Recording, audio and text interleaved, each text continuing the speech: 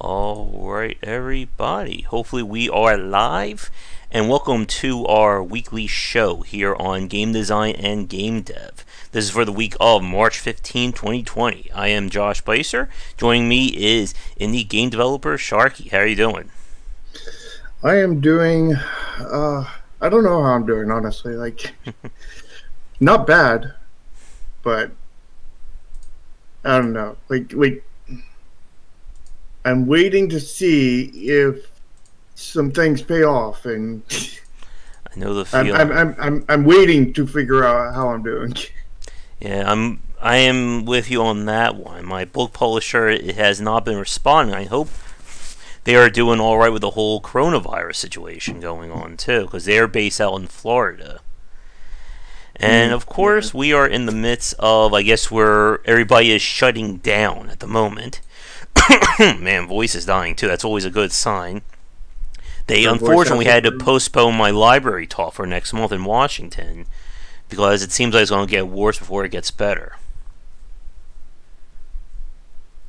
Yeah, it is very much going to get worse before it gets better. They've said that they're still trying to slow it down, kind of thing, just hmm to flatten out the curve. Yeah.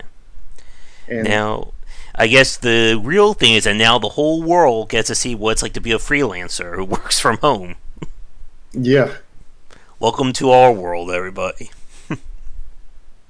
well, technically they don't get to be freelancers, but they get to have a lot of the similar things. hmm Oh, that sucks for you. Yeah, fortunately, it hasn't hit too bad in New Jersey yet, but we're being very cautious at the moment. But as always, we got a lot of news and things to catch up on this week. So I guess for me, games I've been playing is Neo 2, Neo 2, and more Neo 2, and getting killed on stream with that. For you, Shark, have you had a chance to play anything new? Yeah, I've played a few things. Let me see what they are. Top of my head. Uh, been playing a bit of Trial of Gods, Strelim CCG, which is very much just Triple Triad from Final Fantasy VIII, with a little bit of change here and there.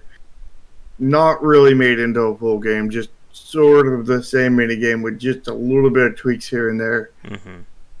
I you know, a lot of people were really excited about it, and then they seemed to get their hopes down as soon as they played it.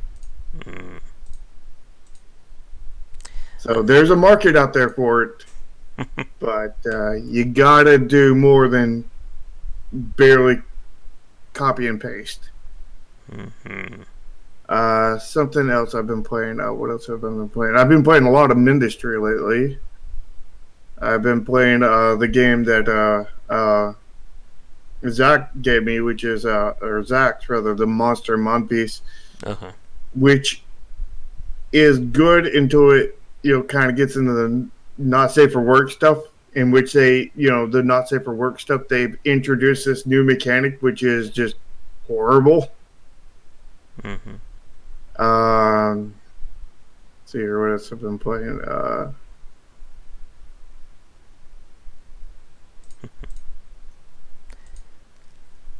Guess while you're coming with that, I did get a press key for Persona 5, and I did submit a request for Resident Evil 3. If I get the Resident Evil 3 remake one, which my gut is telling me I'm not going to, that would be like the most, I guess, highest rated company that's given me a press key if I get it from Capcom. Nice.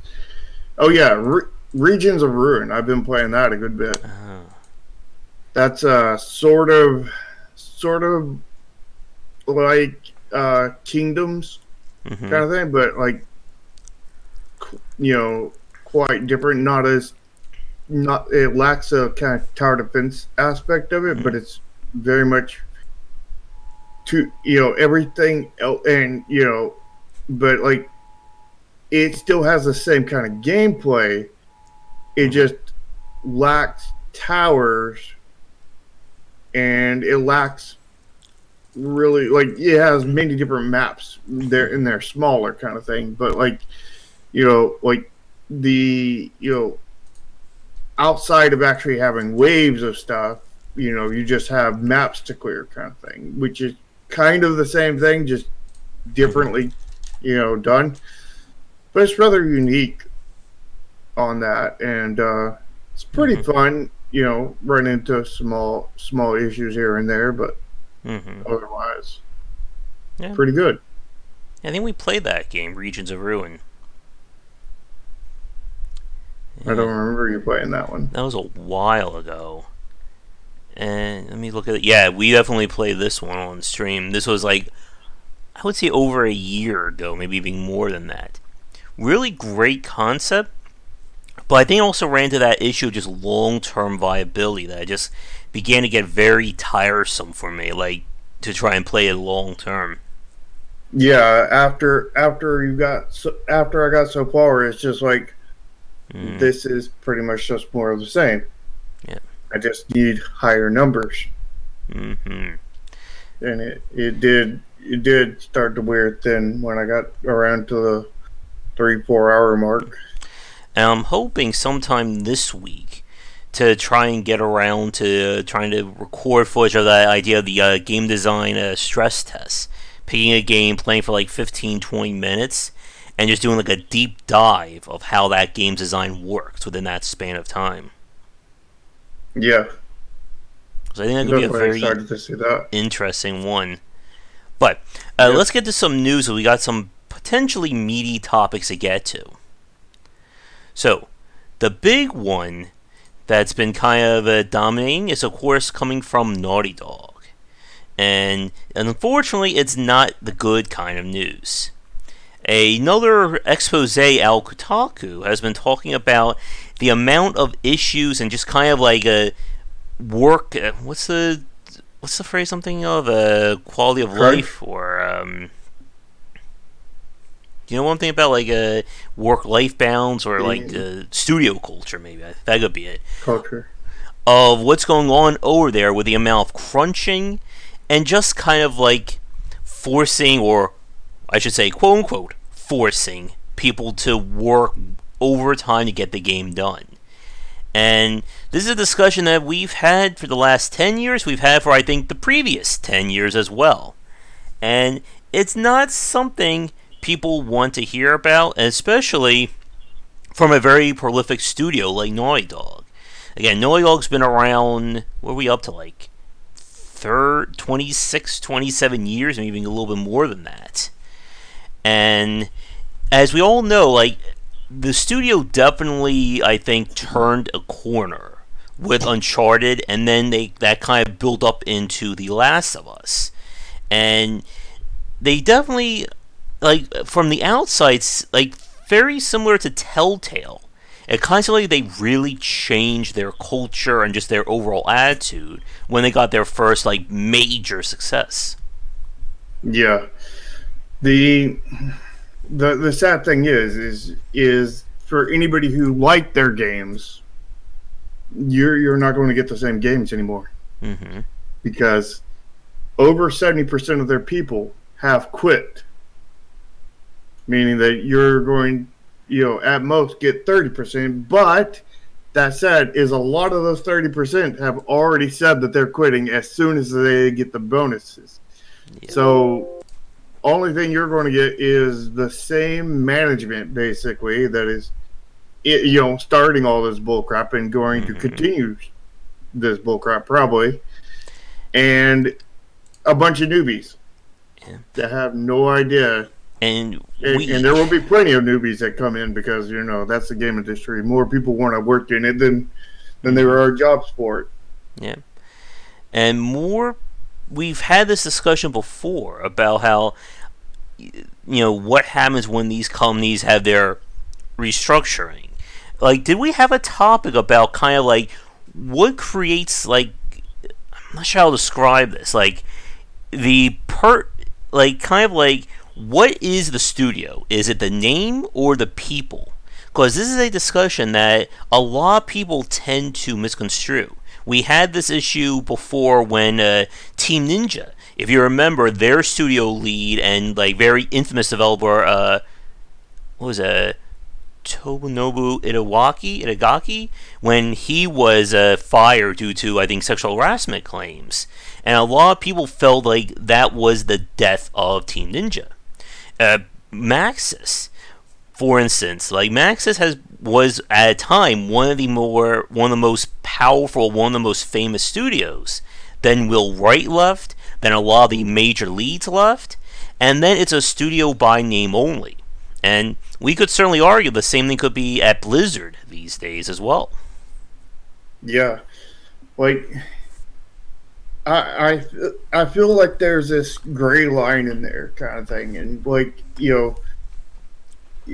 I think that it's the studio is a studio up until that point where the gray line gets crossed, and then it's like it's the people who used to be at the studio, kind of thing.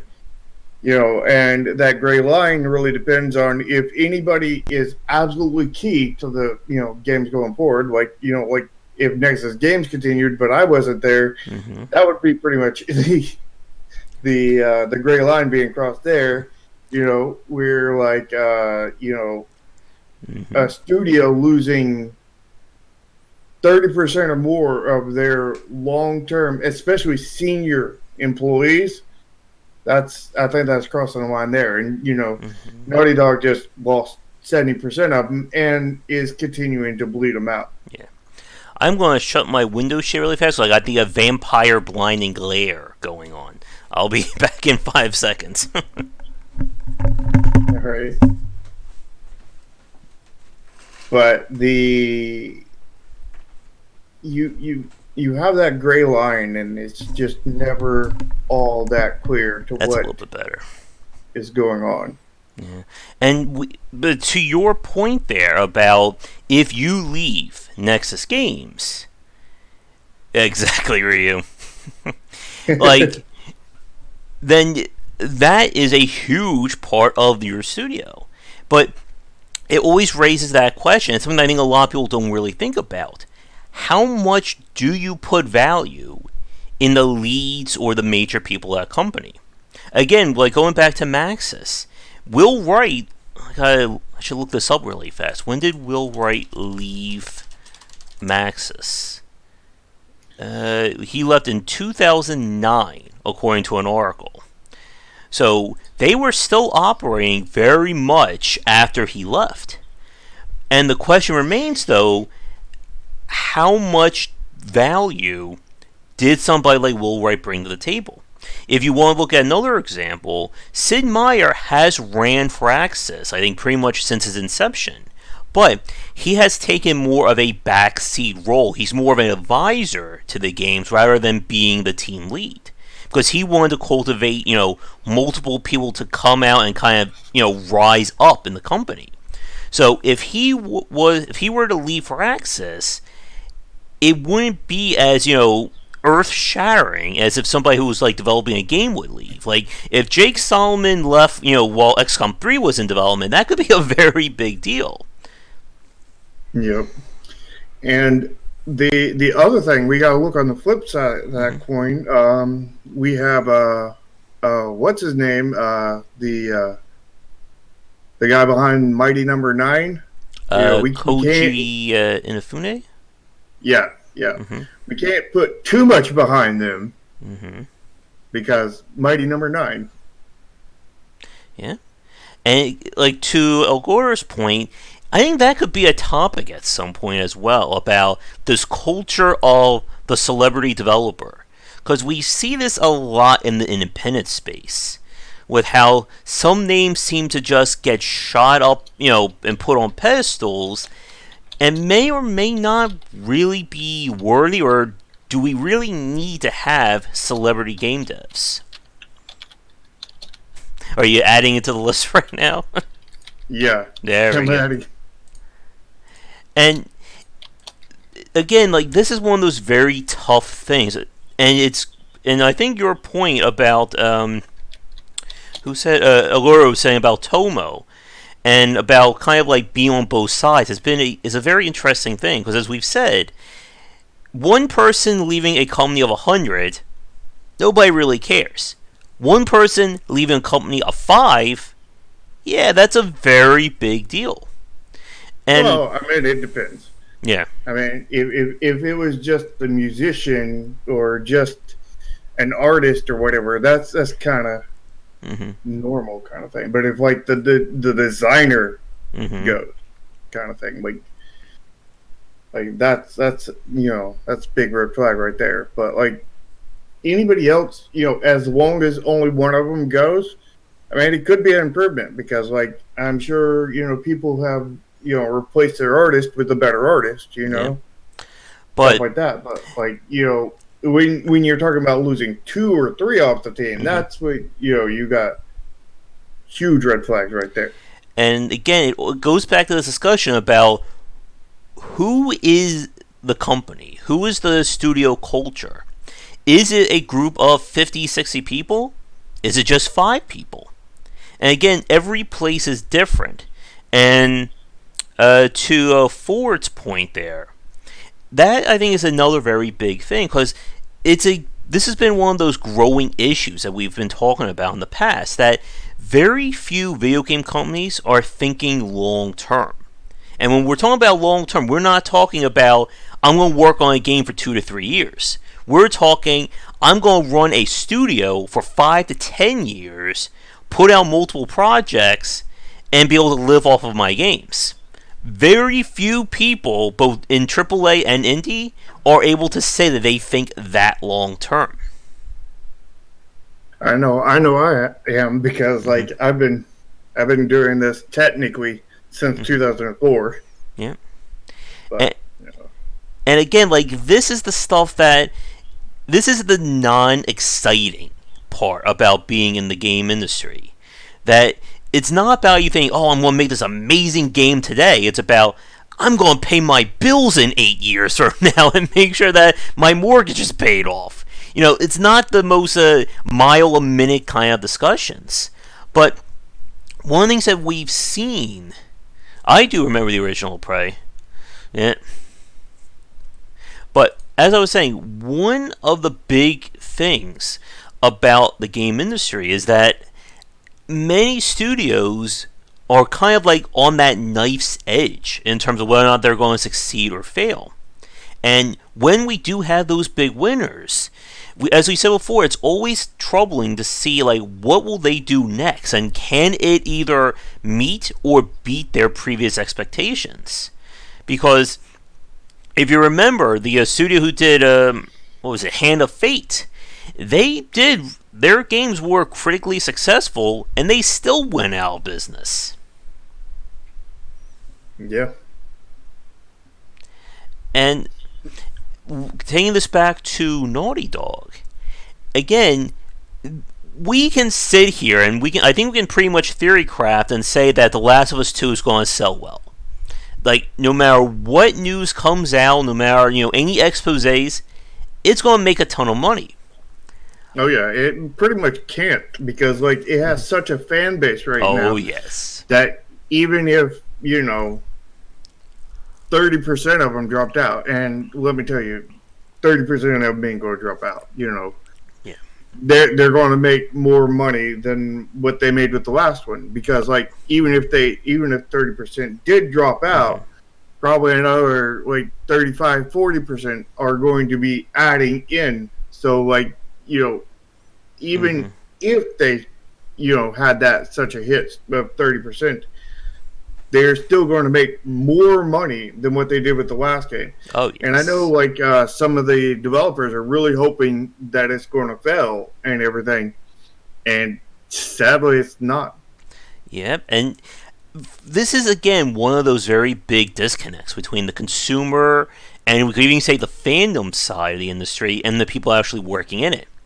The fans don't care that the developers, were breaking themselves or wearing themselves to the bone. They're busy, writing fan fiction and doing pictures about Ellie and whatever is going on right now. And they're going to play that game day one. They're going to cry about it. They're going to love the game. Even if And it's bad. well, Even if it's bad. yeah, and they're not going to care 1 cent about anyone quitting that studio. They probably don't even know the people who work at Naughty Dog. It's the same thing with the GTA and Rockstar. We could say it's very similar to BioWare before they lost their magic. Blizzard before they lost their magic as well. A lot of magic being lost, I guess, this week. Friendship is not magic. That cartoon was a lie. Well, maybe friendship is a magic, and none of them are friends. Could be. And that's the reason why they lost their magic. Yeah. But for like the consumers, they're going to get this game, they're going to buy it, and then they're going to be shocked if, they announce that Naughty Dog is like collapsing or nothing. They're never going to make another Last of Us 3 or something like that. Oh, they'll make another, Last It'll of just Us be 3. horrible. It'll be like Mass Effect, what was it, Andromeda. Yeah. And people will still like it, but, some people will complain about it. People will still like it. They'll make a 4, and it'll be still really horrible, and it'll still sell very well. Yep. And they'll make a 5, and same thing. It'll be even worse. And now, But there will be people who say it's the best damn game, and how dare you criticize it, and so on and so forth. Yep, because fanboys will be fanboys. Mm-hmm. And again, when we see these people leave and the studio changes, unless it is... I mean, even like going back to Telltale's example, despite the fact that that company was nothing more than a shell at one point in terms of, who was left, nobody cared. They were, once again, going to cry and fall in love with whatever The Walking Dead was going to be. They were excited about, what was it, the Batman games and stuff like that. And there are always going to be those hardcore fans who don't want to hear anything about that game other than it's the best damn game ever. And because they have like they've tied their self-worth into those games. So if you say anything bad about that game, you're saying something bad about them because they purchased it. Yeah. So they if consoles had refunds and stuff, I wonder if this would go away, kind of thing. Like, would people stop attaching their self-worth to it if they could actually get a refund for the game they bought? Yeah. And the whole stink about Horizon Zero Dawn going to the PC, and Sony fanboys are saying you're ruining the system or something like that. Ugh. And I want to get to a reuse point in a second, but staying on with Telltale for a second, by extension Naughty Dog, that Telltale from the outside, again, nobody thought that company could do anything wrong. They were the premier, adventure game developer. And then when it was announced that studio was going bankrupt, like every fanboy and girl just, clutched their chest and, dropped their pearls going, how did this all happen? And then when we started to talk about and see what was going on in the studio, it's like, how could the studio not go under if all this bad stuff was going on? Yeah. And to Ryu's point about Nintendo, again, they're always the black sheep in these conversations. They're the ones who are always the exceptions to this kind of stuff. And I think that is fair. Nintendo has done, I think, a really good job, or at least a better job than the other AAA companies, in terms of promoting everybody in it. It wasn't just a Reggie, I don't know, I forget his name. The one who died, who passed away. Oh, you're talking about... Satoru Iwata. Yeah. Shigeru Miyamoto. The one who does Zelda, who I know his name, but I can't pronounce it. Begins with an E, I think? But to the point, like, Nintendo has done a good job of building up what seems to be a very reputable company culture. Again, though, we're just waiting for that major expose to drop, right? Yeah. I mean, like, the people they build up seem to be, like, Nintendo seems to be, like, mini studios kind of thing, Mm-hmm. and the people that they're building up are pretty much the heads of those studios. So, again, they're still just, in a way, just, building up the head person. Yeah. But to wrap up this point, and then we'll move on to our first topic. Again, like with Naughty Dog, this is one of those stories that from the outside it comes out of left field, but I'm sure from the inside this has been going on way longer than what people have been like saying. Probably 4+ years. Mm-hmm. And again, like it would be easy to say, "Oh, it's going to sink The Last of Us." It's not doing that. It is not going to hurt that game's sales one bit. So it might have hurt it, but, hurt it in such a minimum, like, Mm-hmm. A fly landed on me kind of aspect. Yeah, like the head of Rockstar could say something completely racist, misogynistic. It's not going to affect the sales of Grand Theft Auto. Wasn't there some kind of minor controversy surrounding Kingdom Hearts that like did absolutely nothing for like that fandom? Pretty much. It was, I don't remember. I remember one that said that the all the last several games were complete crap Mm-hmm. and completely horrible, and the story was a train wreck and everything. And all those people I know that said that all balked the next one. Yeah. And that's a good point to end on. Where El Gore just said that one of the leads, or one of like, the original founders, he's leaving Rockstar. So again, it's going to be a question of, is that going to be felt at all in future Rockstar games?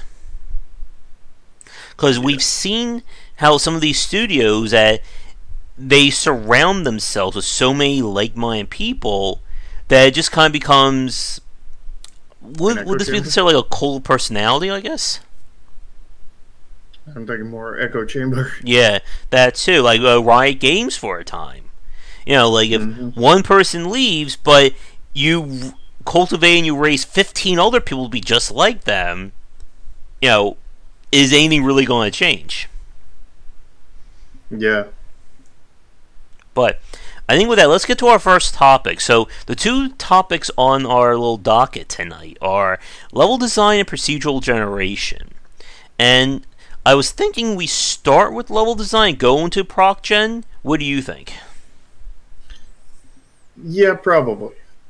Because so much about good level design kind of infers on procedural generation. Yeah. Yeah, so level design, this is a topic we are not going to be solving in 30 minutes, and there are many, many subtopics that can relate to this one. But as we've seen over the last 30, well, probably going more 35, 40 years, the idea of level design has grown and shifted. I have my own thoughts about what this means, but I want those over to you, Shark, first. When you hear the term level design, what comes to mind? Besides me screwing it up. Well, I mean, there's a science to level design, and I still do not know it. I know of it, but I don't know it, kind of thing. Like depending on what kind of game you got to, kind of the level design you want to go for, because like if you're doing a, kind of like a first or third person game where you're running around and everything, you want to make it where the player can understand where they need to go, kind of thing, without even telling them, hey, I can see this ladder off in the distance, and the reason why I can see that is because I can see this path leading to it, kind of thing. Like there's other areas where I can openly go, but like this path right here is like just pulling me, like the same way an artist would, doing a painting or whatever, is trying to focus your attention Mm-hmm. using, lines that intersect with each other, and you want those intersections to be going towards where you want the players to go, kind of thing. Mm-hmm. And it's that kind of way of, in a sense, you're tricking the player. You're making them think, oh, I figured this out all on my own, when it's really the unseen hand of the developer who built that level. Mm-hmm. But for a lot of people, I feel they misconstrue or they conflate environmental design with level design. Because they're similar, but I feel there are some major differences between the two. For instance, when I think about environmental design, I think that's more what you were just describing. Being able to Mm-hmm. build an area that, in a sense, looks realistic, looks like an actual place, but can also guide the player. If you want to talk about really good examples of this, we can look at Half-Life and Half-Life 2. Valve's games have been really good at environmental design. That idea that you're leading the player without really, there's never an arrow that says, you go this way. It's just, hey, I'm driving or I'm running my little, hovercraft or whatever in Half-Life 2, and there's this big old warehouse up on this coast. Maybe I should go in there and see what's in there. And being able to guide, and like that again is like masterclass game design. When you're able to develop the environment in a way that it guides the player without them even realizing it. We can even talk Mm-hmm. about environmental storytelling. Stuff like Prey 2016, the Soulsborne series, anything else? Anyone think of really good examples of environmental storytelling right now? Well, I mean, blood is good for that because, like, you can see trails of blood Mm-hmm. going different directions, and then you follow that, and you see a corpse there that's been completely dismantled, kind of Mm-hmm. thing, or whatever. Thief. I think like to Thief's point, I remember I think you were telling me about how like the various homes change based on what district or the wealth class that you're robbing. So like you'll have some very amazing and giant places to rob when you're in like the upper crust or elite side. Dishonored, another really good one as well. But when we talk about level design, for me, this is when we're actually focusing on what is the player doing? What are the obstacles? What's their goal? What they're trying to achieve? So, while there can be environmental storytelling here, this is more about how am I going to challenge this player? A really good example of this will, of course, be what we see out of the Mario Maker community, the Kaizo community, especially the ones that actually develop new and original mechanics and systems for their Mario levels. A big one from last year, it was either last year or the year before that, was Grand Poo World 2. That watching people play that game, there are mechanics and tricks in that game that have never been seen by like anyone else in that Kaizo community. Yeah, I think I think they're actually two sides of the same coin, because like it depends on the type of game, right? Mm-hmm. Like level design for one game, like a platformer, is like completely different than level design for like a third person shooter or whatever Oh kind of yes, thing. and And I think they go together and they are the same thing, but they're two sides of the same coin. It's like mm-hmm. one is almost completely opposite of the other, but they're still the same at the same time. Yep, and you can see that with the evolution and the changes in first-person shooter design, and how the levels have been radically altered. When you look at FPS levels from the original Doom, Quake, Hexen, etc., they're these like amorphous mazes where it looks like no semblance of like realistic architecture were used at all to make these rooms. Then we fast forward to like I would say the last 15, maybe 10 years, And level design has gotten a lot more corridor heavy. It's a lot more about massive events and set pieces, where the player is being basically guided, by their hand through these levels, and they're just being distracted by the pretty lights and explosions. You can never go off that path. Yeah, I know with our last game, we for level design, I just pretty much just put together something that, had a little bit of obstacles, that would get in your way to a point for the tacticalness at the same time of making some kind of environment that fit what it was I was building, like a town or a forest or whatever. Mm-hmm. Forest was, had more obstacles, but they were all small obstacles, where the towns had the bigger obstacles, houses, property, sometimes basically fenced in kind of thing. And, just trying to add as much variety in as I could with our limited sprites and everything. Mm-hmm. And to your point from earlier, again, level design in a tactical strategy game is a different conversation than level design in RPG or first-person shooter. Like, we don't really talk about level design all that much in an RPG. Most people focus on environmental design. Well, I think environmental design and level design are the same thing essentially, but they're different side of the coin. Yeah, I think for me, I think I would make a greater distinction, in my opinion, because it's very easy for people, again, to confuse or conflate the two. Like, we've seen this from a lot of newcomer or first-time developers, where they'll focus on these very big, very wide-open environments that are just completely soulless to them.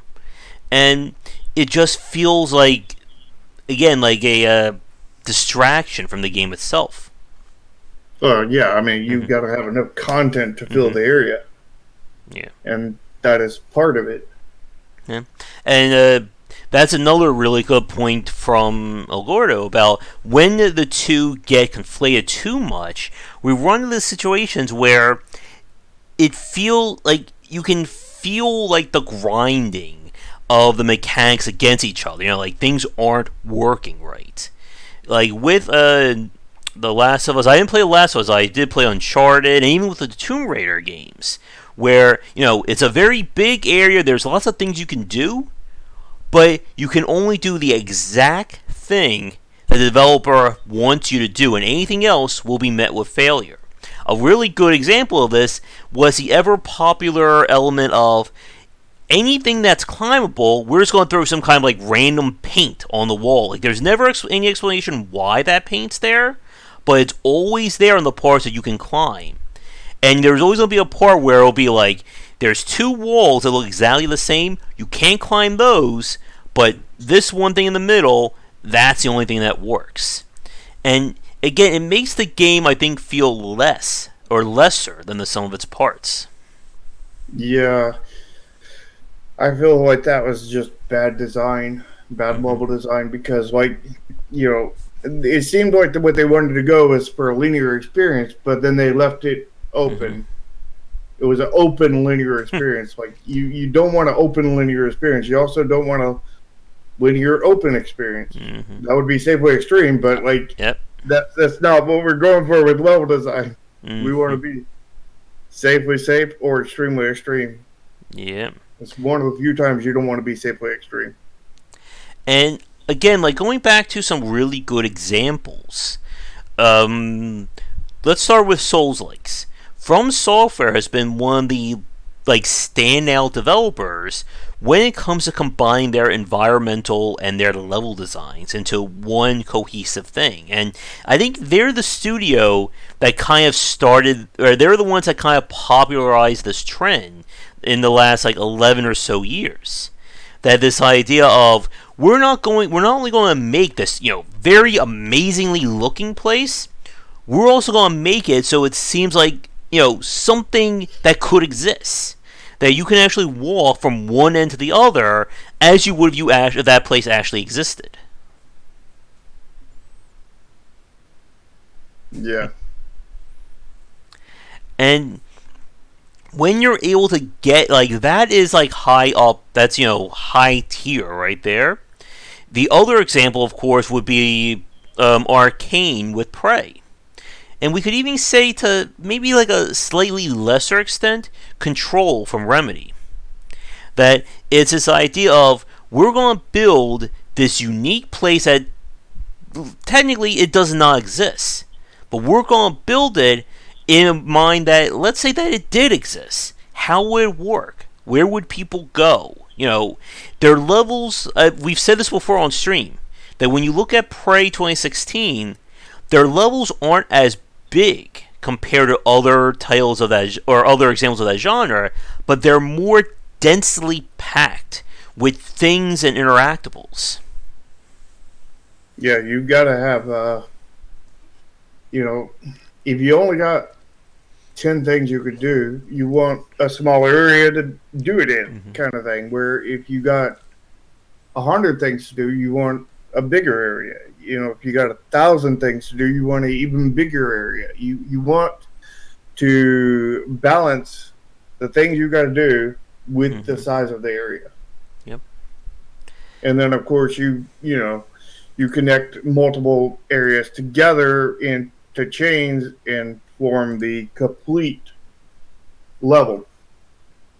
And again, like, this is tough to do. Like, again, we're sitting here talking about these examples, but this is very difficult when you're trying to put something together like this. And again, like, the examples that work, it seems like they did nothing at all. Like, again, like, most consumers don't sit there and go, this environmental storytelling is, A+ effort.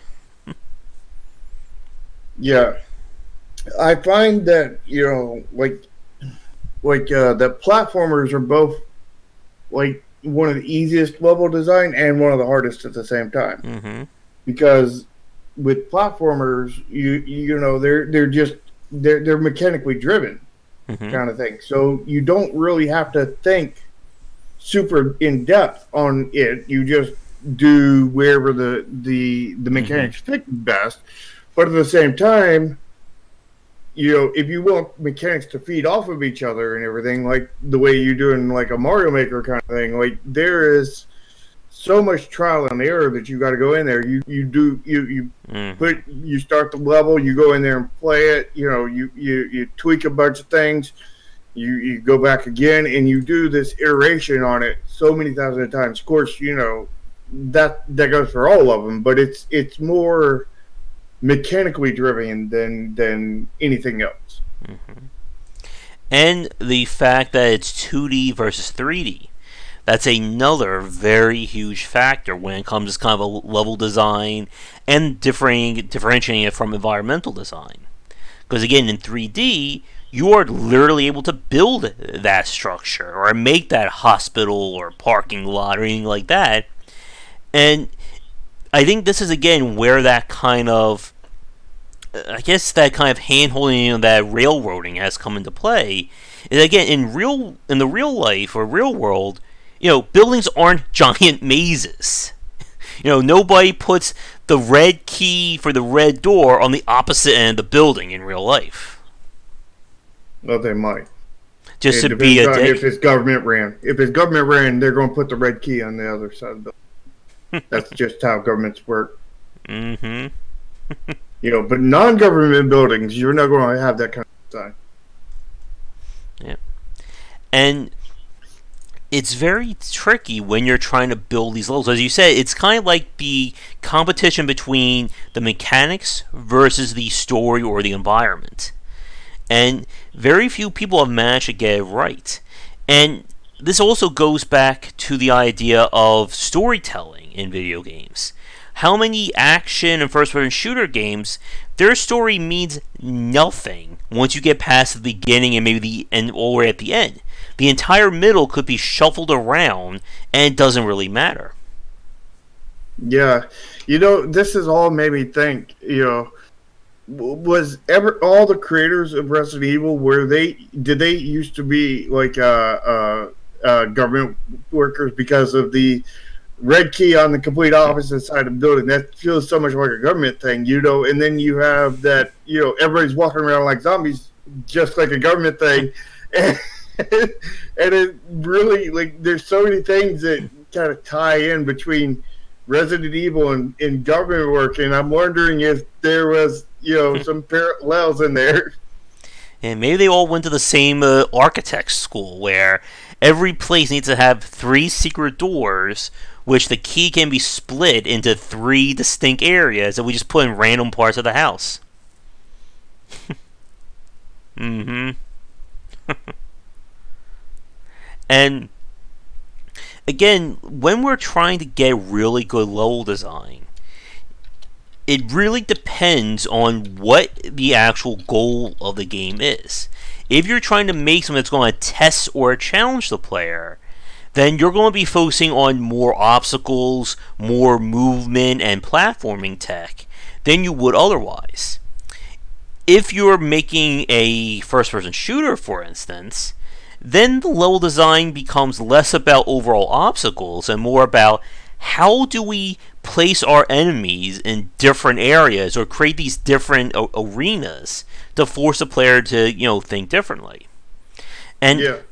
yeah, go I ahead. know with like tactical RPGs, like when we were doing our level design, like you know, we, you know, like I, you know, tried to arrange the enemies in such a way that were, you know, sometimes phased kind of thing, like where it's like, okay, you know, the player will move up to this point and then they're going to have to deal with these 3 enemies all at once, or the player will move up to this point and they'll have to deal with this one enemy kind of thing. And that kind of thing at the same time is like some enemies I tried to be sneaky with and hide them behind like trees and all kinds of other different things. Mm-hmm. And there are very little ways I think you can add environmental design to your level design. You know, like you said, like in one level, let's say you're invading a castle. So it would make sense to put the enemies like in front of the castle or inside the castle. You know, a guard for a castle wouldn't be, you know, 30 miles away from that castle right now. Unless it's off duty. He's going drinking. Yeah. And I guess again, like this is one of those topics that unless we like drill it down, I think to discuss a specific genre, we could sit here, you know, for the next hour or two, you know, coming up with things we can talk about. So I guess I'm gonna throw it to you, Shark. Any aspects of level design you want to bring up now, or we can wrap up the section and move on to weird games? Well, I guess kind of the almost a summary kind of thing. Mm-hmm. Like levels are carefully crafted and intricate to where everything has to fit together like a Mm-hmm. puzzle. I mean, some levels are puzzles kind of thing. Like they they're not just thrown together and you know they work. You know, I mean they may technically work, but you know they won't work for the player, right? If they were just thrown together. Mm-hmm. And I think that's a good segue when we talk about games where things do get thrown together with procedural generation and what that means when you're trying to build a convincing level. Exactly. How do you like my smooth transition There right we there? go. But now I'm going to ruin it because it's time for, or we're going to move on to weird games. But to add on to your point, again, when you're thinking about level design, it really comes down to what genre you're trying to build your game around. Again, thinking about a level for, I don't know, an open world RPG is different than building a level around even something like a dungeon crawling RPG. Like every subgenre you can imagine. But I think think we're so. stable. Okay, good. Yeah, I just saw I lost all the download or all the upload right there. But this will be something that for the people watching this live or recorded, if there's a specific genre or a specific category, of level design that you want us to discuss for a future topic, let us know. Because again, we can just sit here and ramble on for hours on end about, overall level design, and it would probably be better to kind of drill it down further. But with that, let us get to weird games, and then we will discuss how procedural generation throws everything that we just said out the window. Yep. And for the negative in a lot of cases. Mm-hmm. There we go. So let's see what is coming out in the next week or so. Last we had a lot of shark-related games. Any more shark-related games? Where in the world is Carmen Sandiego? I think they've done that already. I'm pretty sure. That's a brand new release, isn't it? Yeah. Is this based on the Netflix show? I don't see Carmen Sandiego. This looks like it's based off of a cartoon. Yeah. Oh, wait a minute. The Learning Company? They're still around? It's gotta be like by name only, I would imagine. Yeah, probably.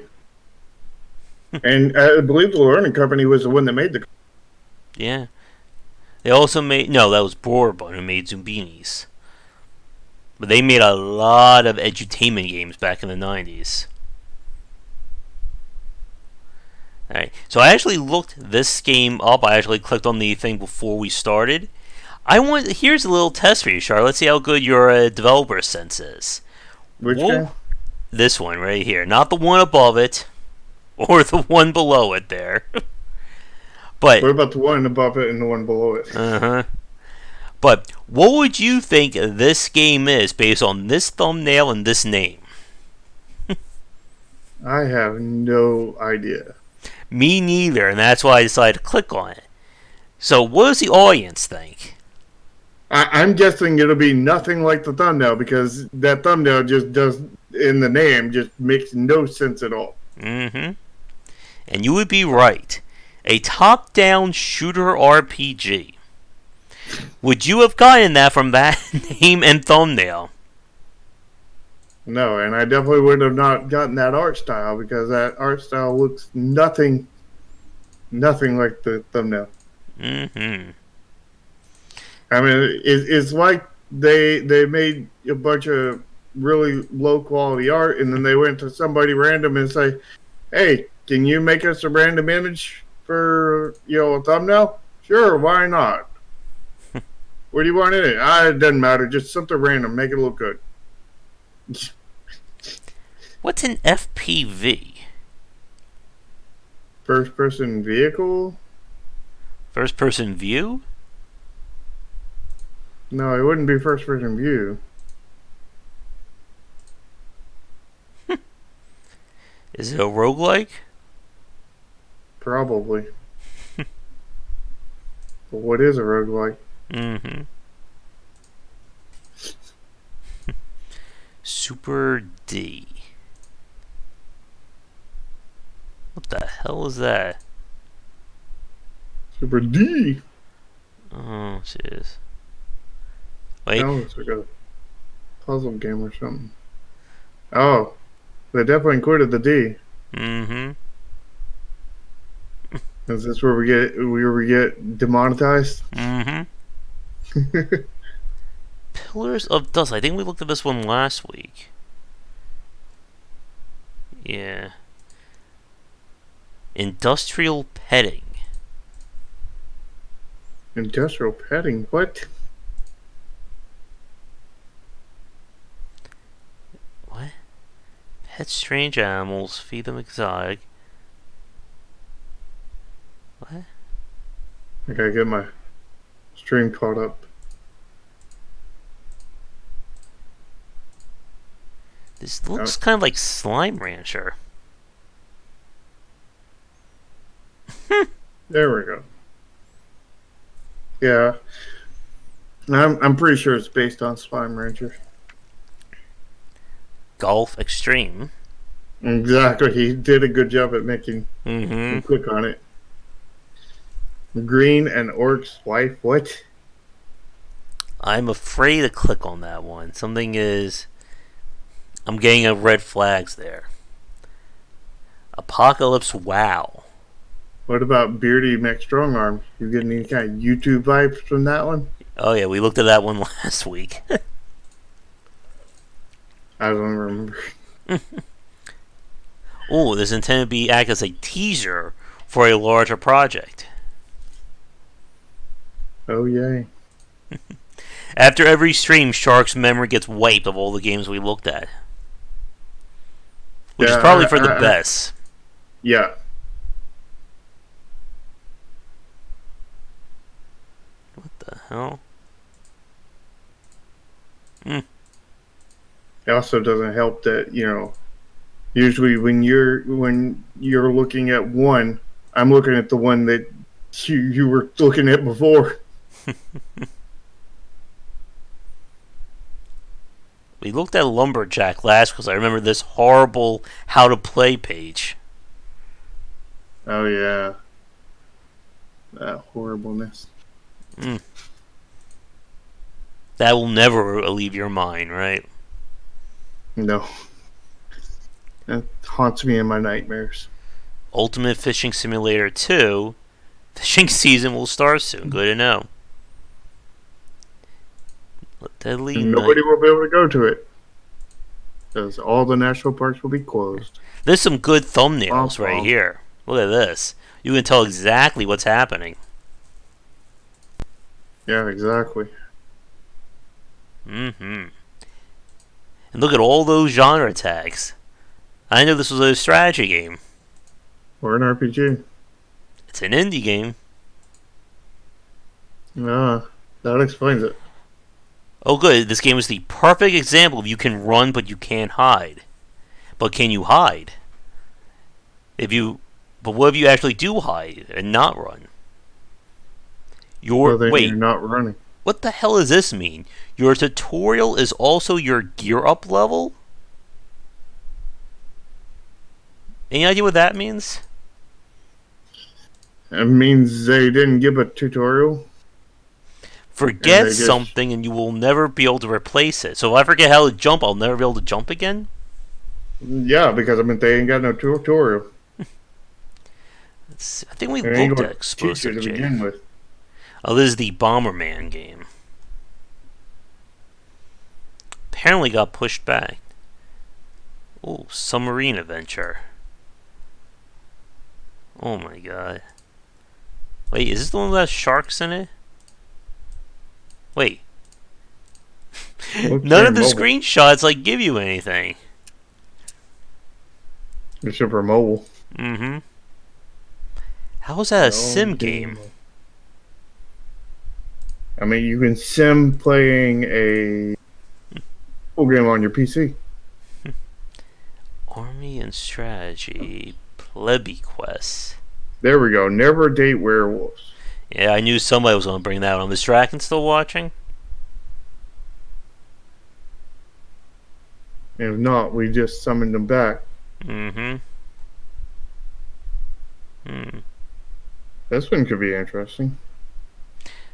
Turn-based strategy game.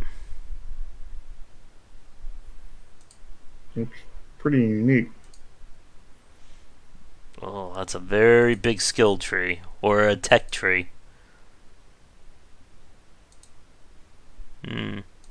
Get good at skill trees, tech trees. Alright, well, let's see. Art looks interesting. Yeah, it's very different. Yeah, we're not clicking on Never Date Werewolves. I think I've learned my lesson from last time. How dare you? Pyro the Exterminator. What about Princesses Never Lose?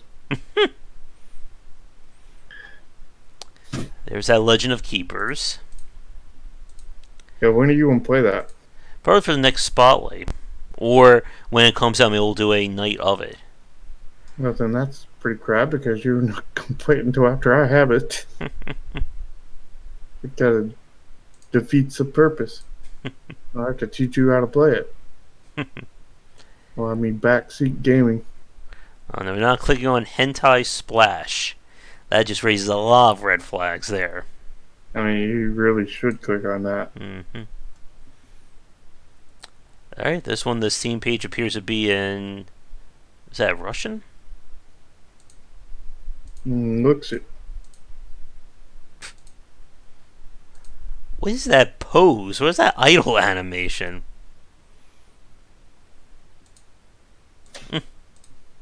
Apparently, it's Turkish. Oh. I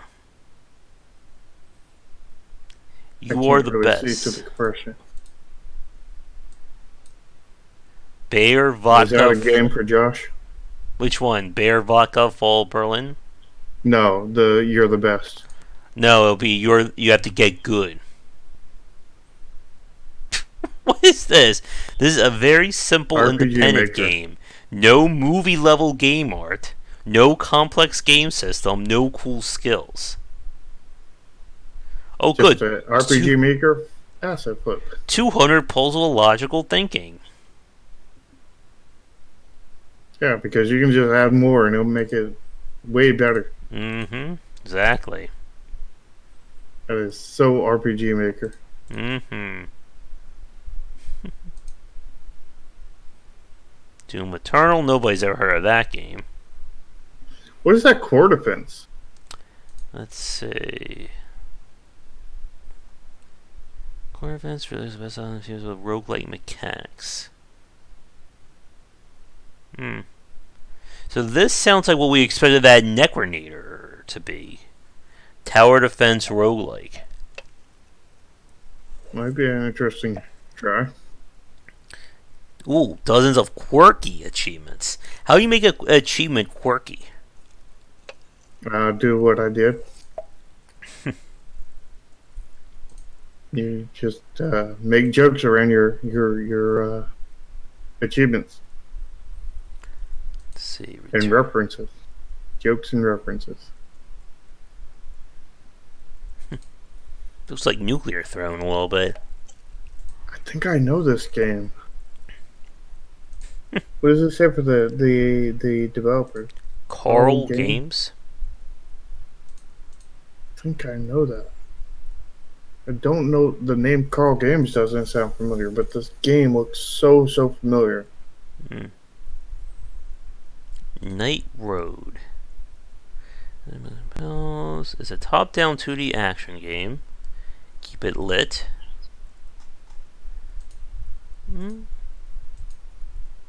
Graphics look okay. It looks a little basic. Yeah, the aesthetics are not there for sure. It's an indie game, in case anyone was confused. Well, snap. Top It down. means it's not AAA. Rapid Simulator. Bone Marrow. What could this game be? Could be a top game down. about bones. I'm gonna say it is a hack and slash. Let's see. I'm gonna say it's horror. Huh? Wait. What? Do you understand what this paragraph means? No, I was looking at the GIF, trying to figure out what the heck that is. What? I have no idea what they're talking about in that first paragraph. I have no idea what they're talking about in any of it. What? I don't think English was the first language here. We're in the third. I mean, the character models look pretty detailed, but I cannot tell at all what this gameplay is supposed to be. Yeah, I can't either.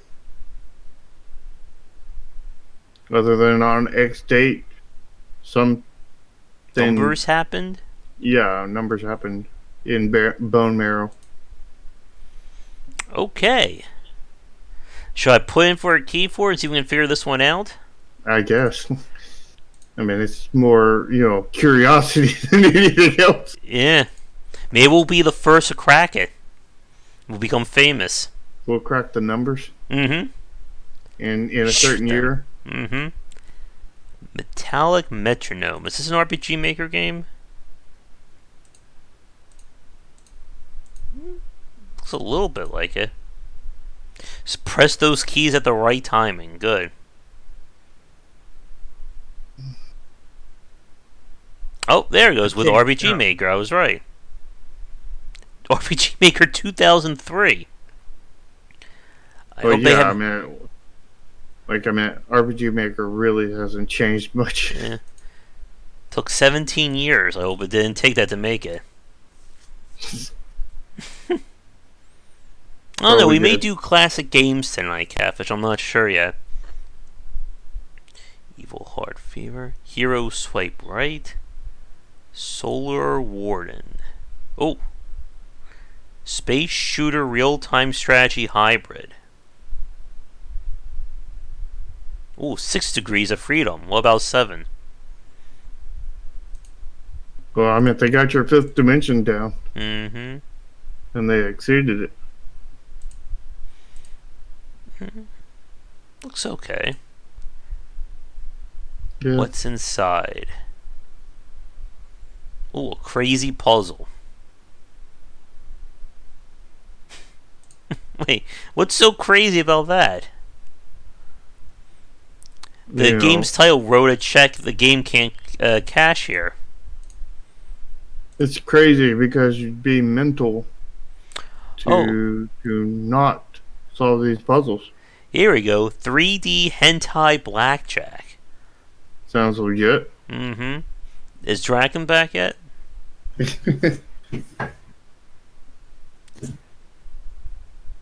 Wait, why does this sound familiar?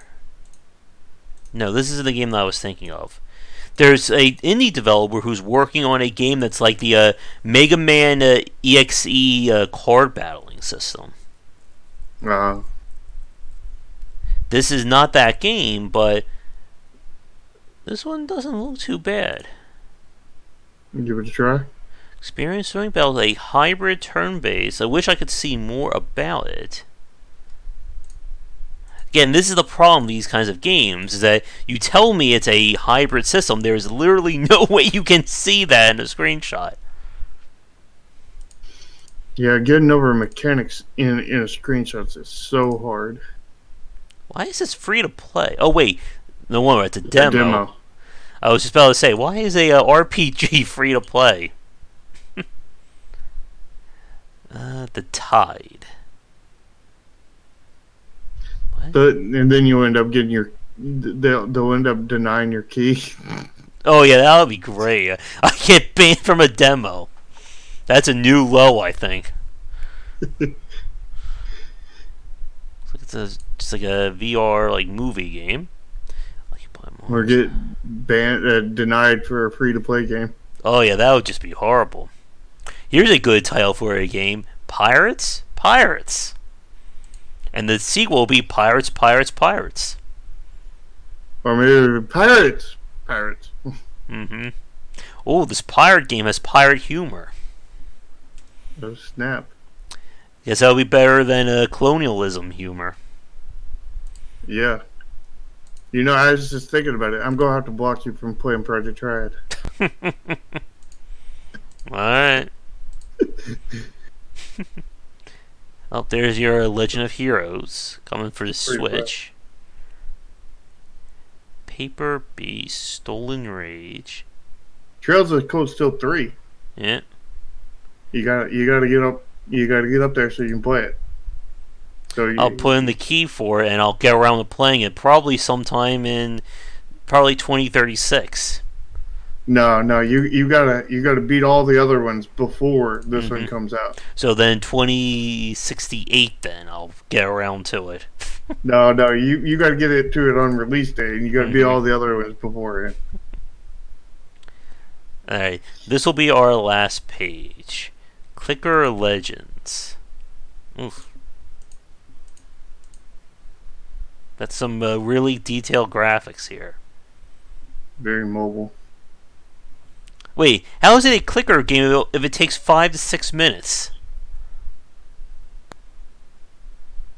I mean, it only takes 5 to 6 minutes to click enough times. Mm. Probably has no idle part, and you have to just sit here and Oh. tap for like 6 minutes. Love Hammer 4. What? Now we're getting, looks like Hentai and Warhammer combined. Now both Child and Draken will show up at the same time. Yeah. War Child, I mean, that's already come out. Is that a Yeah, re-release? yeah, it looks like it's a console release. Uh, Because we played this one on stream like 2 years ago, I think. yeah. It's not, I think it's older than that. It's Very about innovative 3 game, years. but also got frustrating to play. I think I own it, but I don't remember. What is this? Iron Danger, tactical combat game, unique time limitation. Wait, tactical depth of turn-based with real-time games. So what does that mean? Maybe it was or some travel. The core is unique time. You can rewind. Huh, that's nice. That's actually a pretty interesting thing. So it's a real-time game that you can rewind time every 5 seconds. So if Mojo's watching, it's just like when we played Tailspin for that one boss. Mm. Very interesting. Use of time, no grinding, 15 hours. Alright. That's from Daedalic Entertainment. They seem to be one of like the better publishers. Give it a try. Eh. Wait a minute. This isn't the game from developers of Tower of Time, is it? No. Different studio. Because I know the Tower of Time developers are working on another RPG-ish kind of game. Amimo? Imo? How would you pronounce that? Mimimo. I'm going to say it's a breakout game. What do you think this game is? A game with lots of yellow and black, obviously from the title. It would have been amazing if it was like red and gold instead. Hey, I was mostly right. Because Alright. there is. Aerial Raver. What? Love This letter. one time when the thumbnail actually fit. Yeah. It's a miracle. Combine tons of fighting moves.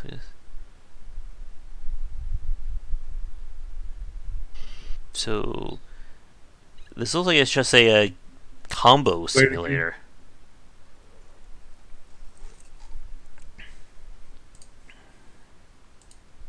Okay.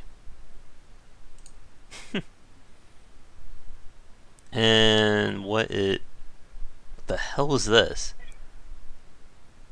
Jeremiah. No microtransactions. It's very important. This is an asset flip.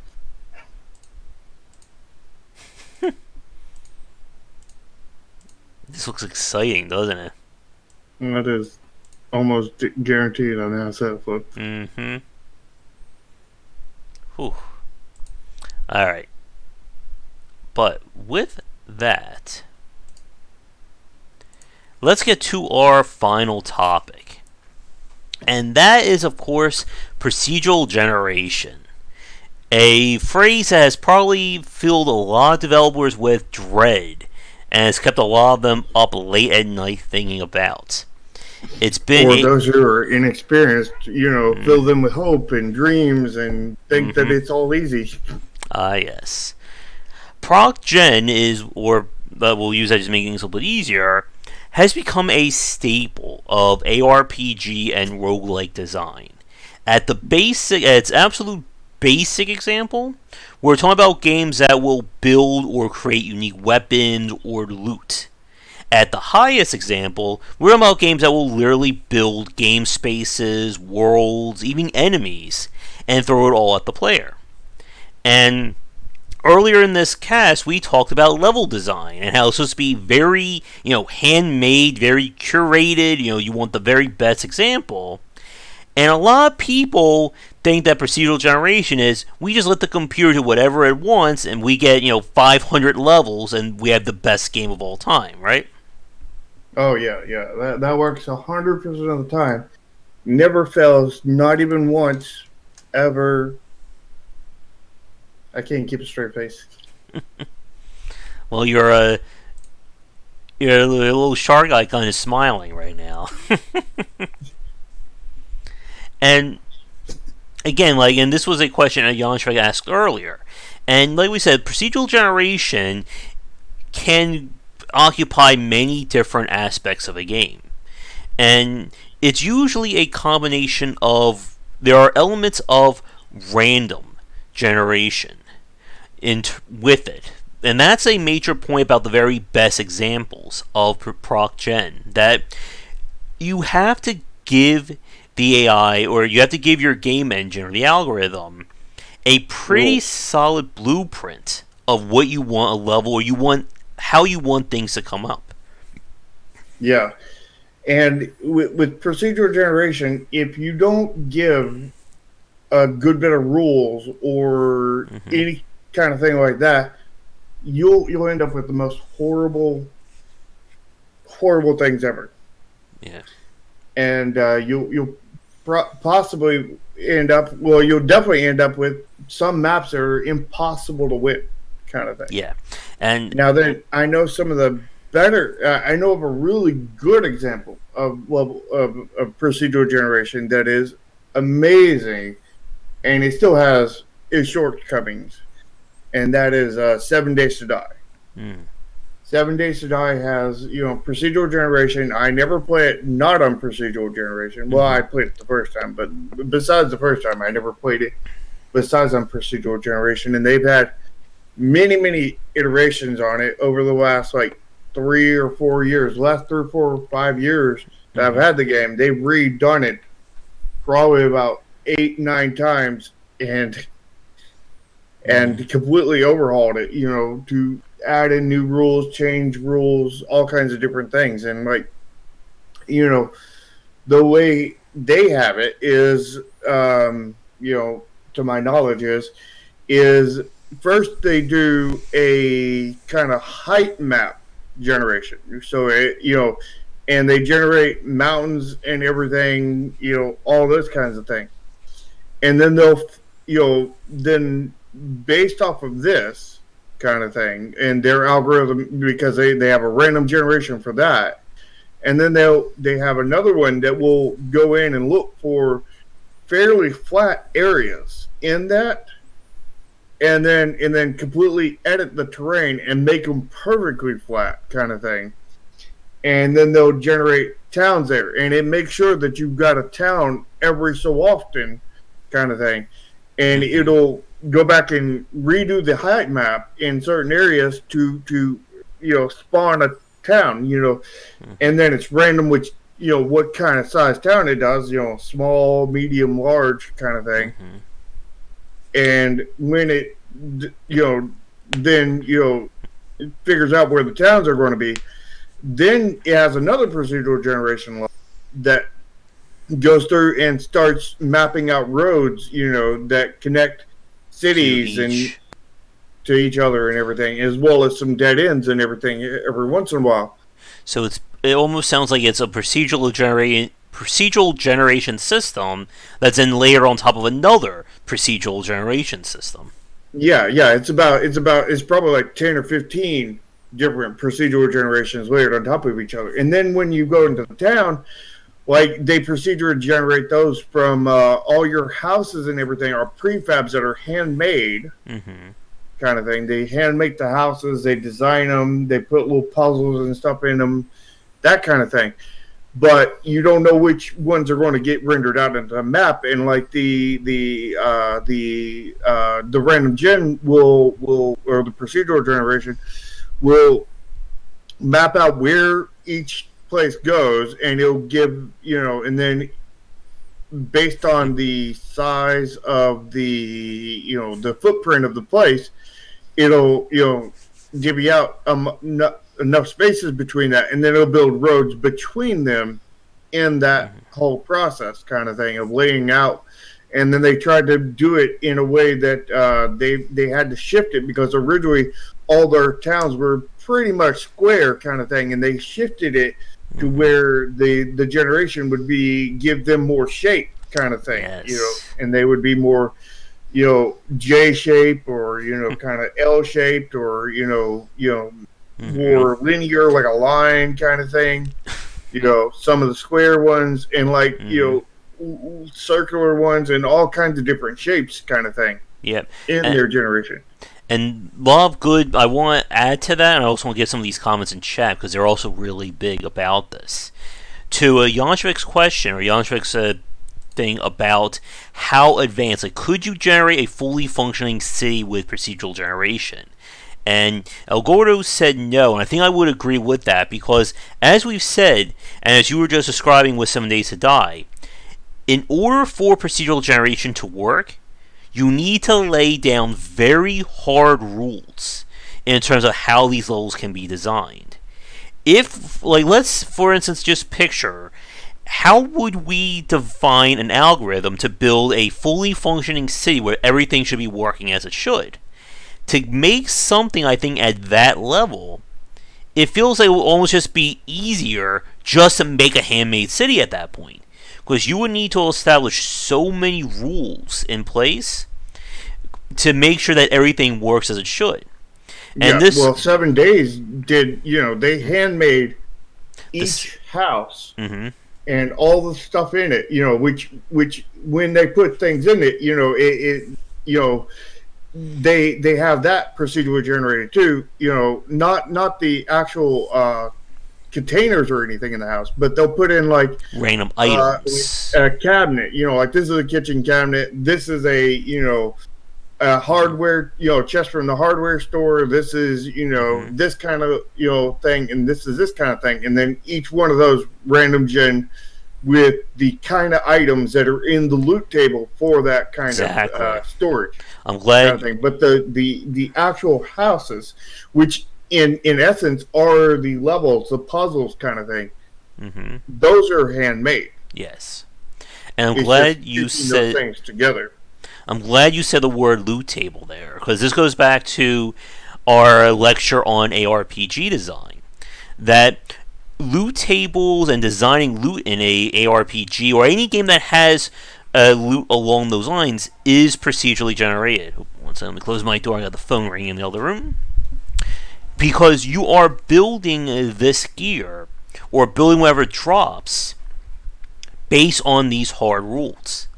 And to El Gordo's point about the Binding of Isaac and even something like Spelunky as well, those games, again, like the better examples, use both random and procedural generation, or they'll use handmade elements that the developer knows how these things are going to work every time. In the Binding of Isaac, I know if I go into a shop room that I'm going to be able to buy items. If I go into the treasure room, I'm going to get, some trinket or some power-up. What I don't know is where those rooms are going to occur in a level and what's exactly in them. And again, it's that combination of a very hard rule with some element of malleability or variance thrown in. Yeah. And, same thing goes with card games. Like when you open up a card pack, it is procedural generation or random generation in the case of loot boxes, where like Hearthstone kind of thing.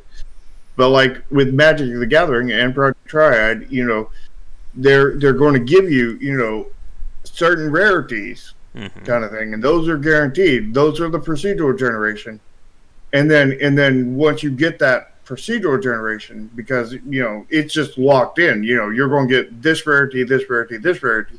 Then you get a random within that, but then there's generally enough procedural in there that says, hey, it's not going to overly provide any Mm-hmm. one card. It's going to more equally Yep. distribute it based on a loot table. Yep. And going back to kind of level designs or environmental design, procedural generation, you brought this point earlier. I think it's one that also needs to be said that when we talk about lesser examples of proc gen, it runs into that case where you get the MC Escher effect. If you remember when we played A Valley Without Wind by Arkham Games, they went full on procedural. Like every house was procedurally generated. And guess what happened? You had levels where the stairs went upside down in one area. You have, a toilet next to a cabinet next to a bed. There's no semblance of structure. And was there ever a toilet next to a computer desk, right in front of a computer desk? Because that's the streamer setup right there. Exactly. Okay, so maybe that would have been real to life there. But the problem when we talk about, and this is something that we've said before with roguelike design, very rarely, in fact, I don't think I can think of any game that does 100% procedural design or 1% randomization. Because if there are, I know some that do that, and they're horrible. Yeah, I and don't know any good examples because I don't think there is a good example of that. I don't think there ever will be a good example of that. yeah, you need to have these rules in place when you're doing proc gen, because without them, there is no way to balance your game. And I want to bring up a point that you said earlier about the designing like the layouts of towns or design like these different areas. So it used to be like a square shape, then with the different shapes. One of the other things you need to be really mindful of when it comes to procedural generation is you have to hide it from the player. Because, as we said, when you're making use of very hard rules for your proc gen, it becomes easy, if you're not doing this right, to see the man behind the curtain. That you can see, exactly where like the biomes, distribute. Like, it's like, okay, it's right here, this is the forest biome. And then like right here is the city biome. And you can kind of like I think uh, test, can you still hear me? Yeah. Okay. As I was saying, you can see basically how the world is stitched together. And you don't want that.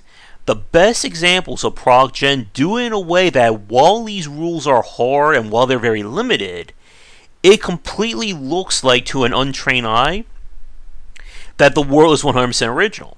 Spelunky. Oh yeah, I mean, 7 Days had many issues with this. Like I said, they've iterated many times on it. Oh yes, I'm sure they did. One of the last ones the last clubs they had is a lot of the mountains looked like you had taken a comb through it and taken like every other row of stuff down to level with the normal ground, but then you had everything else shaped like a mountain, every other line shaped like a mountain. Yeah. Another one, I remember some of the past ones, like you would be driving down the road and then all of a sudden you would hit this road that has this like steep upturn that is almost straight up kind of thing. Yeah.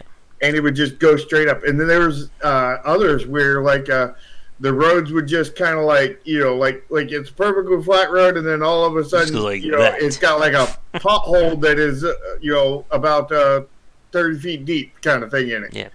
And and then there's others where like you're just driving along, you're perfectly fine. It's like regular roads. Next thing you know, you're flying, because you're just all of a sudden you went Wile E. Coyote kind of thing off of a cliff kind of thing, because the road just went to the edge of the cliff and just right off. And then you look down below you, there's road below you, but it's way below you. It makes no sense. And two, when we talk about Spelunky, for instance, like Spelunky even threw me off that it makes use of handmade rooms that are then stitched together, because however Derek Yu designed the algorithm for how this world is stitched together, is so seamless that it's very hard to tell that yes, we are going through handmade these handmade chunks that are all then put together. And Yeah. again, like when you can do that, like if your procedural generation is so good that it confuses people, that's when you know you have a really great system. But what makes this very hard to get right is that again I think Tanya Shore, she's from Kid Fox Games. She also wrote a book on procedural generation. I think she said something along the lines, and we had her on a cast, that you are essentially like when you're building a proc gen system, you basically have to design by hand all the elements that you want the game to make use of, balance them all, and you're basically having to build all these levels first to then let the AI kind of do what they want with them. Yeah, and to our question here in chat or comment, you know, procedural generation doesn't make it easier to create levels. No. It makes it arguably harder because it just shifts where your workload is. Mm-hmm. Where if you're just hand creating all these levels, then you just need a level editor basically. Mm-hmm. Somebody going through and making these hand building all the levels. When you're doing procedural generation, you need a somebody hand building stuff in sections kind of thing. Mm-hmm. And it's a little bit less work than doing the whole entire thing, but not much less. And then you have the programmer side, which is very much amplified, because they're not just like, oh, let's take this file and put it in here. They're sitting there programming on this for years and years. Mm-hmm. To try to get that thing working. I mean, 7 Days to Die is arguably one of the best, and they have been working on their procedural generation for probably about 7-8 years now, and it still ain't perfect by any means, and it's getting there, but like you're not saving time, and another thing is with infinite levels, I mean, like, that isn't going to make your game better necessarily. Mm-hmm. I mean, if you have a gameplay loop that is specifically tied to where that would make it better, then yeah. But like we've talked about this before, mm-hmm. you've got 10 levels of your game, just add 20 and it's twice as good, right? Yeah. And I think for another big thing about procedural generation is that you need to have almost kind of like a let's say especially like a measured hand or a soft hand in terms of where you apply it to. And even in that case, it's not the magical fix for your game. I don't think there's any game out there that we can say was a horrible game until procedural generation was added and then became a 10 out of 10 game of the year winner. Yeah. I mean, it's not even that. It's not the magical fix. It's the magical unfix, because with strict levels and everything, what you're going to get. You know exactly what you're going to get. And it's fixed. Where when you have procedural generation, it is not fixed. It is very much unfixed, and you're going to have to doctor it up so many times, so many thousands of times to try to get it at least within some level of fixed kind of thing. But and at that point you're putting in, you're limiting you're limiting your random generation, procedural generation, down to where it cannot do a lot of really stupid things. Mm-hmm. And it takes so much work to do that, and still you can put 7-8 years of work into that and still get random bullcrap that doesn't add to the game. It just takes away from it. Yeah. And this is why, for very skill or technical based game design, like platformers from earlier, that procedural generation is what we're describing right here would completely break that. Because Yeah. by the time you develop an algorithm that, let's say, could design a level at the same complexity as a Kaizo designer, you could probably have designed like 5 or 10 Kaizo games in that same span of time. Yeah. And I want to bring up a conversation we had way back when, when I first got here to the channel. You were talking about the legendary Zelda game The Zelda Rogue. that would have like random generated, some way to randomly generate like Breath of the Wild kind of thing and have like infinite dungeons kind of thing. And I was like, it's not that hard to get it, as of the basic concept. You basically, you build your dungeon in multiple sections, and each section, make it a big section and have it have like in this section, you can solve the puzzle with one of three tools: the boomerang, the Hook shot, the hook bomb. shot, or the flamethrower, or whatever. You build each section to have three different items that it can build, and then you have to make your algorithm when you're doing this to when it's combining these sections, that it combines them, these handmade sections, that it limits to maybe 5 different tools that you use during that time. So, and then even at that, you still have to make some, like right at the starting area, around your starting area, you've got to make those strictly locked to the 1 or 2 things that you start with, kind of thing. So that you can actually solve and get started into the game, so you can actually get more stuff, kind of thing. Here's a question for you, Shark. You remember that game, The Swords of Ditto, that we played on stream? Yeah. What did you think about that game from a procedural generation point of view? Because I felt it had a really good concept, but it ran into that problem that it just couldn't produce enough variants given the tools or the toys in the box it had access to. I didn't play it enough to get a full fill of it, kind of thing, because I never did actually die. Yeah. I got good. But like there was it didn't seem like the dungeons would regen and everything, and I mean in your same playthrough, and that seemed really off right there to me. Like it's like, I've already been here, why is it different? I didn't die or anything, but it's different. It doesn't make any sense. Like I don't like that. And as for when you die and everything and start over, I could see that, but I mean, to the gameplay loop that was already there, I can't see that adding a lot to it, kind of thing. Like you only really want to do procedural generation when you need procedural generation, kind of thing.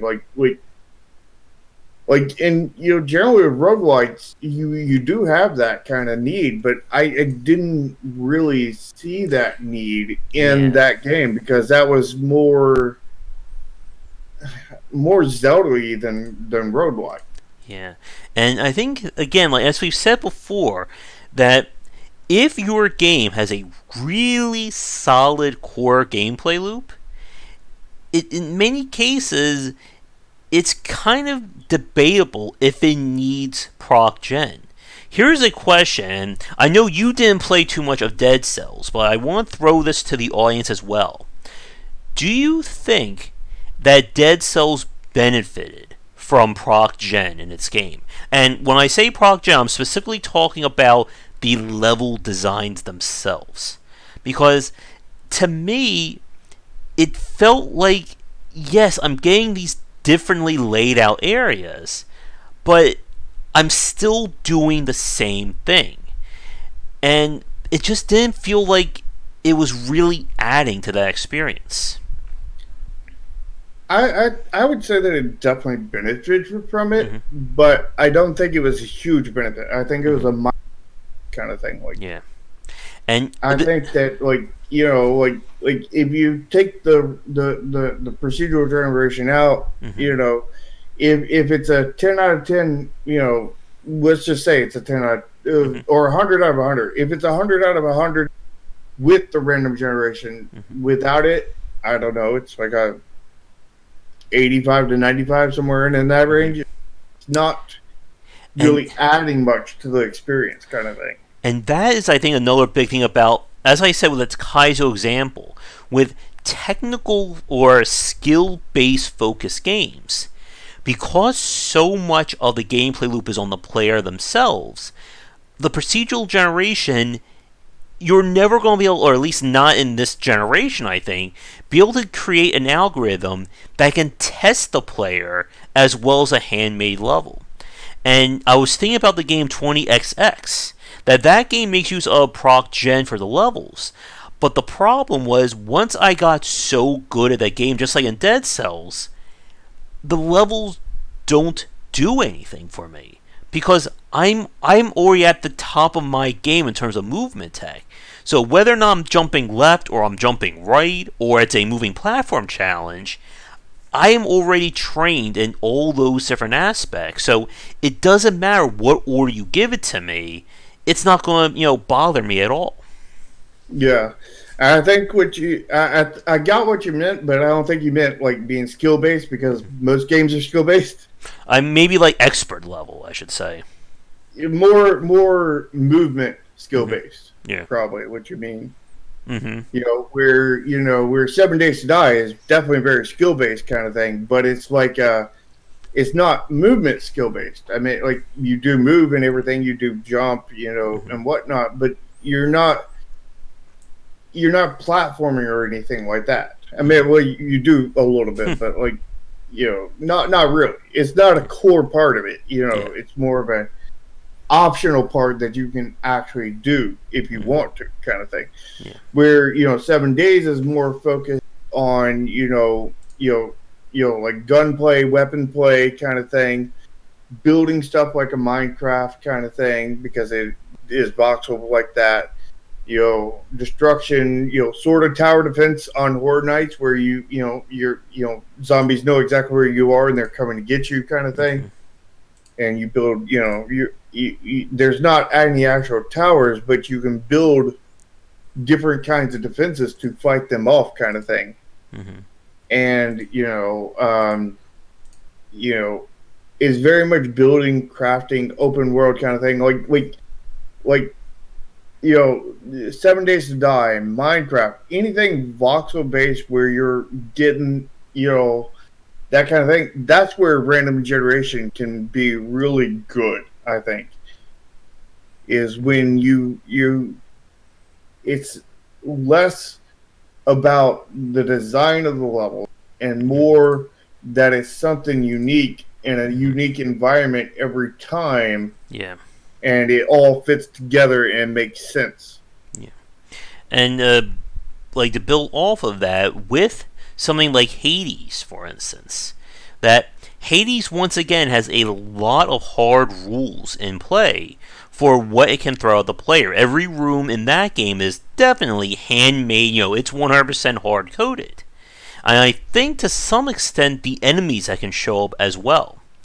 Yeah, And they might have a loot table for enemies. yeah, but again, like this is actually one of the fun. This is one of those fun little things because it when you start studying game design, like really start like digging into like what we do, it's a fun little test of your skills to see if you can spot what are the proc gen elements of a game.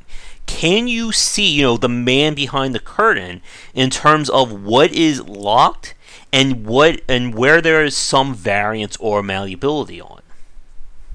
Yeah, dissecting game design Mm-hmm. is a hobby of its own kind of thing, Mm-hmm. and it's very very important for any designer out there. If you're a game designer, you absolutely need to do it. Like I've gotten to the point where it doesn't matter what I'm playing. Mm-hmm. I'm doing it by automatic. Like it's just automatically happening, and just I can't turn it off. Yep. Oh, I think we can all say that I've done that as well plenty of times. And Mm-hmm. and like we've said, I think we'll begin to wrap things up here because we are getting close to our 2 hour mark here. But procedural generation, when it's done right, can add to a game. But I think I can't think of any examples like off the top of my head where the game was saved by having procedural generation. I mean, not even like an ARPG like Diablo, Grim Dawn, Titan Quest, or Path of Exile would say is fixed, or I should say, quote unquote, fixed by having proc gen to it. But when it works, it's definitely that like the icing on the cake for a game's core gameplay loop. Yeah, I think 7 Days to Die would have still been an amazing game Mm-hmm. without it. With their worlds they had already designed. But like, would I have put like 1,700 hours into the game like Mm-hmm. that? Probably not. I could almost Mm-hmm. guarantee you not. Yeah. I probably would have only put I don't know, probably a couple hundred kind of thing, and then I would have been Mm-hmm. done with it and Mm-hmm. over. Yeah. You um, Yep. And like to the points in chat, Andrea said about FTL that FTL by itself, Enter the Gungeon, Bind of Isaac, Spelunky, you name it, any of the roguelikes, roguelites that we red played, lights. exactly, they were all solid games at their core gameplay loop level. And it's again, we need to stress this point. Procedural generation is not going to save a bad game.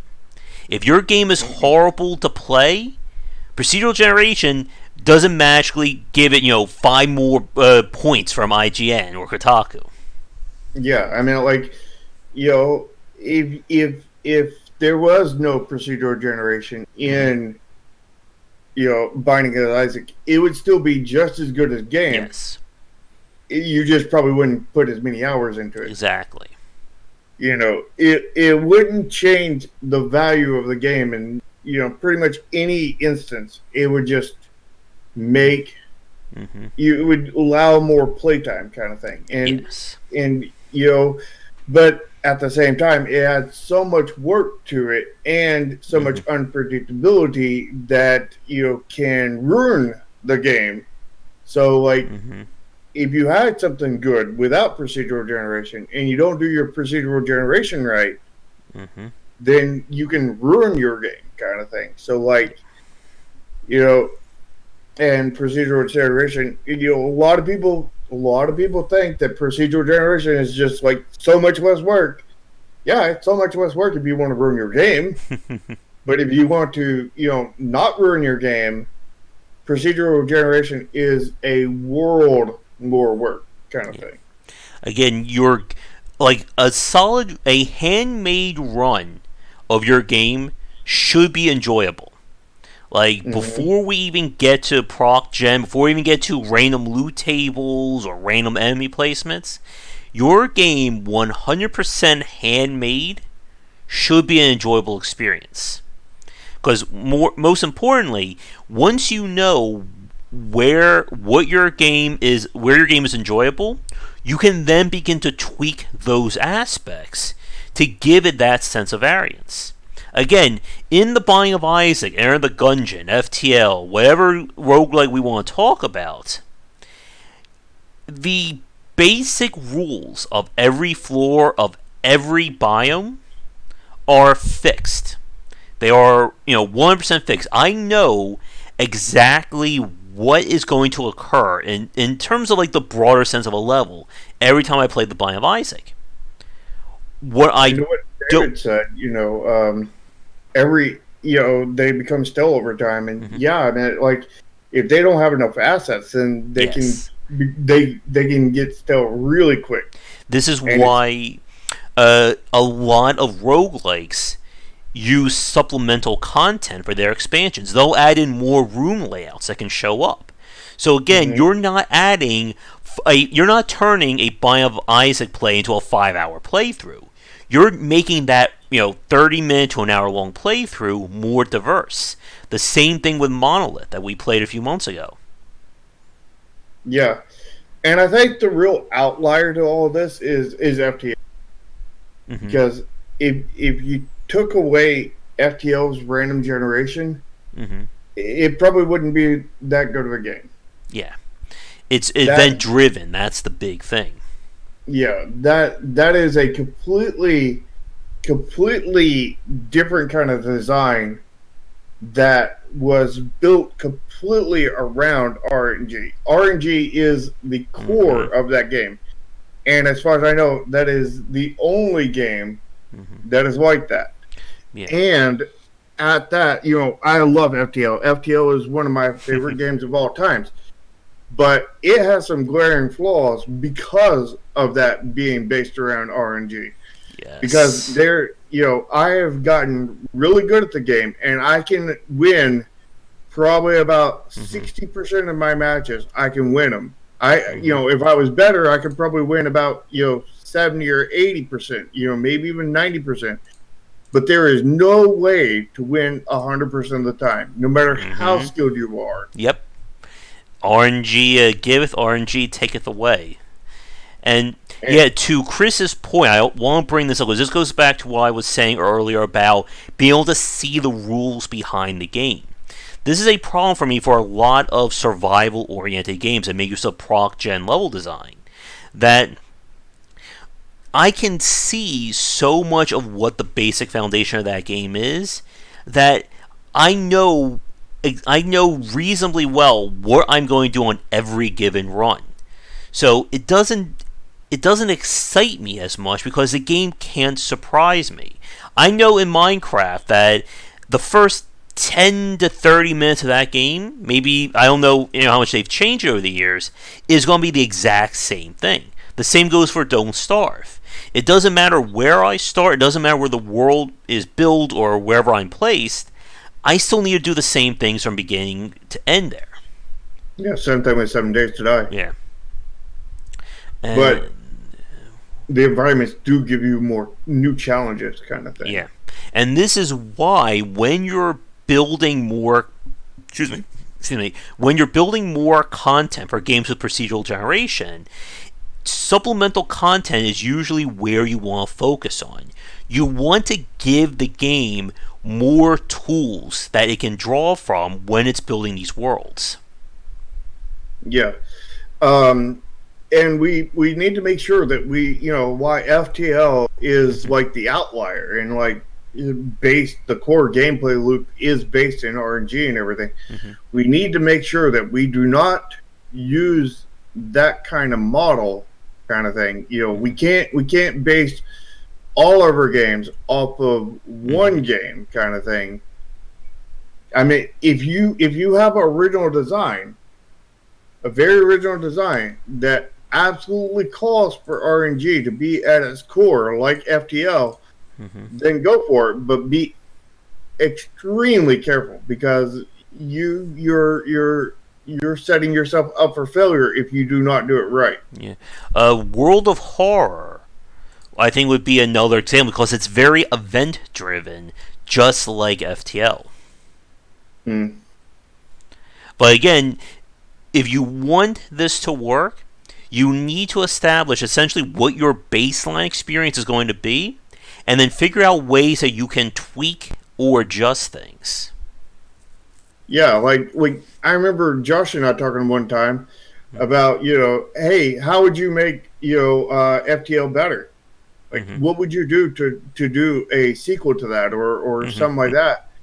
And I told him there's nothing really I could do because, like, I could take some of the RNG out of it, limit the RNG, and that would make it better, but at the same time, it would make it worse. Yeah.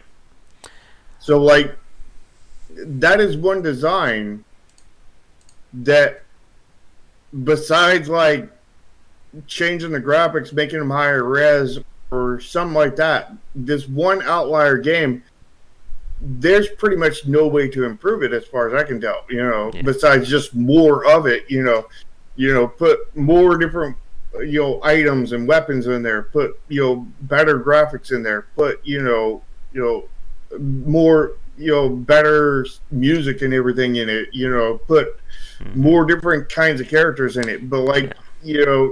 actually changing anything on the systems, like changing the actual game itself, is in every way I can see always making the game worse. Yeah. There's no way to actually make the game Mm-hmm. itself better. You can just add more to the game Yeah. If the itself. game is not good to begin with, it's not going to get better because of procedural generation. Yeah, but that's one of the few that is Mm-hmm. built solely around it. Yeah. Well, I'm And sure they probably, when they were doing their early prototyping and testing the game, they probably designed a completely linear play of FTL to make sure that the core gameplay loop was on point. I kind of doubt that. I bet you, if I had to guess, in the original prototype, it was pure RNG. It was probably more RNG than it is now, if I had to guess. Mm-hmm. Could Yeah, also be, it could have even been even more random. It could be certain shops that had like no weapons or like nothing in them. And yeah, again, you're going to be doing. Here's our final point. Then we do have to get going. You are going to be doing a ton of play testing if you're going to make use of procedural generation for your game. yeah.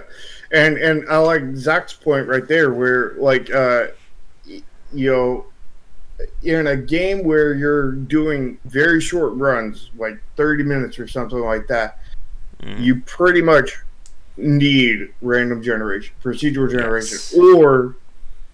or you need alternate levels. I mean, it doesn't have to be procedural generation. You Hmm. can just do many Yeah. different versions of the first level. The ever popular, like the having like different paths. You can go stage 1A, 1C, 1D, or 2A, and stuff like that.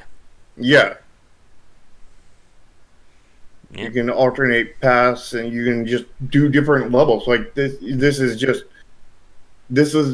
make 15 different level ones, and they can spawn out. Hmm. You would randomly spawn the level, but the level itself would not be random. Hmm. But that's not random generation. That's just random level Random. one.